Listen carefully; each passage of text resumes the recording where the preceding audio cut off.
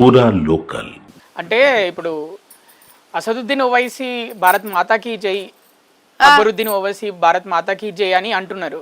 అంటే ఇప్పుడు ఏదన్నా అంటే పహల్గామ్ ఘటన తర్వాత పహల్గామ్ ఘటన ఎందుకయ్యా అంత దూరం కూడా ఎందుకు? నా ఎలక్షన్స్ అప్పుడే కాషాయ వస్త్రం వేసుకోలేదా? అలా నిజంతో నిర్భయంగా ధైర్యంగా మాట్లాడితే, నిజానిజాలు బయట పెడితే, వాళ్ళు చేసిన స్కాములన్నీ బయట పెడితే, యాప్కి అదాలత్ టైప్లో మాట్లాడితే దుగుతారు కిందకి. మరి ఎందుకు సావు కూడా భయపడకుండా నిలబడి మాట్లాడినా నేను. ఏం చేశాడా? చంపితే చంపుతారు, అంతే కదా. అంటే ఎవడో కూడా మాట్లాడాలి కదా నిజం. కేవలం మీ వల్లనే వాళ్ళు కాషాయ దుస్తులు వేసుకున్నారు అంటున్నాం. అంతకుముందు వేసుకున్నారా? వేసుకున్నారా? అంతకుముందు వేసుకున్నారా? దేవాలయాలు పోయినరా? ఒక హిందూ పెద్ద వయోవృద్ధురాలు కాళ్ళు పట్టుకుండా అంటే ఓటమి భయం అనిపించింది అంటూ అప్పటి వాళ్ళకి. నాకు అనవసరమయ్యా, ఇంకేం కనిపించిందో నాకు ఫరక పడదు. నేను ఎంఐఎం వాళ్ళు చేసే అన్యాయాలు, అత్యాచారాలు, గోహత్య ఎట్లాగో చేస్తుండ్రు అందరు కలిసి వాళ్ళు. ఇప్పుడు స్త్రీ హత్య చేస్తే చేసుకొని రాదు, ఆ పాపం వాళ్ళనెత్తి మీదనే.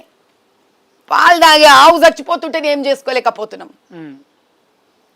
నా చావు పెద్ద ఫరక్ పడదు నాకు.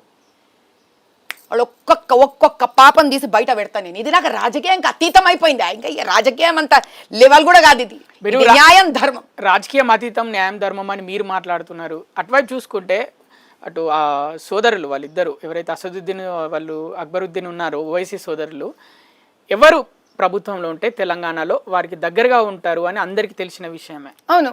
మరి మీకు ఎక్కడి నుంచి వస్తుంది సపోర్ట్? ఇక్కడ ఎందుకు రావాలి? నా ప్రజలు చాలదా సపోర్ట్ నాకు? ఎవరి సపోర్ట్ ఉందని స్వాతంత్రం తెచ్చుకున్నామయ్యా మనము.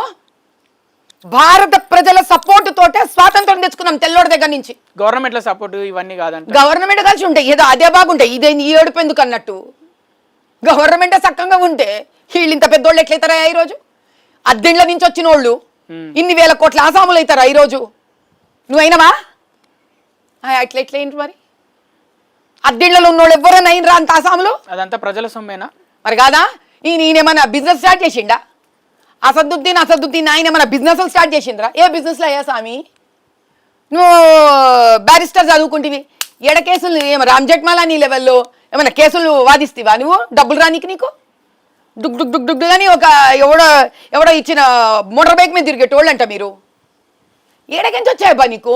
అంటే మీరు వాళ్ళని అక్బరుద్దీన్ ఓవైసీని, అసదుద్దీన్ ఓవైసీని టార్గెట్ చేయడానికి గల ప్రధాన కారణం ఏంటి? అంటే నా దేవాలయాలు, నా హిందువులు, బీదరికంలో ఉన్న బస్తీలు, వీళ్ళందరినీ ఎందుకో పార్దీవాడ తలలు వగల కొట్టలే? ఎవడా పగల కొట్టింది? మస్జిద్ నుంచి బయటకు వచ్చిన వాళ్ళు తలలు వగల కొట్టిండ్రు ఆడకూతుళ్ళని మీద. అది కూడా ఎందుకు చేస్తుండ్రాయా? నువ్వు రెచ్చగొడుతున్నావు, నువ్వు డబ్బులు ఇచ్చి ఏడ పెడుతున్నావు వీళ్ళని తినిపించి. నేను అందరు ముస్లింల గురించి మాట్లాడతలేను కదా. ఏ రోజు నా నోట్ల నుంచి ముస్లిమ్స్ అని రాదు. అక్బరుద్దీన్, అసదుద్దీన్ చిట్కేసుడేంటి? చిట్కేసుడు ఏం చెప్తున్నావు నువ్వు? భారతదేశాన్ని ఖతం చేస్తానని చెప్తున్నావా నువ్వు?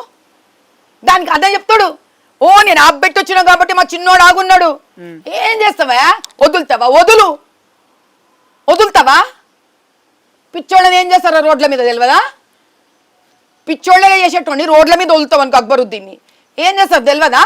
ఆడ ఇంకా ప్రభుత్వాలు ఉండవు, పబ్లిక్ చేస్తారు. ఏం చేయాలి? మీరేమో ఇంత ధైర్యంగా మాట్లాడుతున్నారు, హిందూ సోదరులకి ఇంత హుషారు ఇచ్చేటట్టుగా వాళ్ళలో తెలియని ఒక మనోధైర్యం ఇచ్చేలా మాట్లాడుతున్నారు. మరి చూస్తే వాళ్ళ మీదే దాడులు జరుగుతున్నాయి ఓల్డ్ సిటీలా.